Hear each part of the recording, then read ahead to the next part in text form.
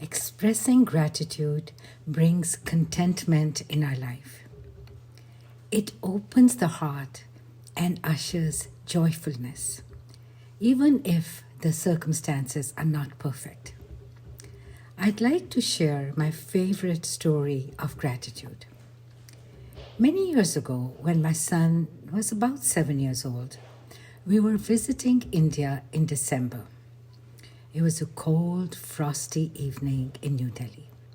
We had gone to eat at one of my old favorite restaurants in Connaught Place, a shopping, dining hub in the city, very popular at that time. Outside the restaurant, there was a young boy selling the evening newspaper. He was a little older than my son. My son noticed that the boy was not wearing shoes. "Mom," he said, "look, he's not wearing any shoes, Mom, look." I nodded.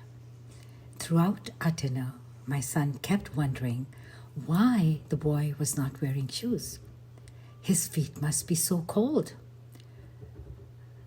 How come? How come he doesn't have any shoes? I tried to explain to him that sometimes people, sadly, just cannot afford the bare necessities. I also pointed out that we must always be grateful for everything we have. He looked at the sneakers he was wearing. We had bought them just before coming to India. The back of the shoes lit up when he walked. They were quite the rage in the US at that time. He said that he would like to give his shoes to the boy. I told him that's okay, but the exact model or the exact shoe may not be available in India. He said that's fine. After dinner, we looked for the boy with the newspapers. He was not where we had seen him before. We walked a couple of blocks and found him standing under a street lamp. I tried to strike up a conversation with him. I asked him his name, how old he was, etc. His answers were rather brusque.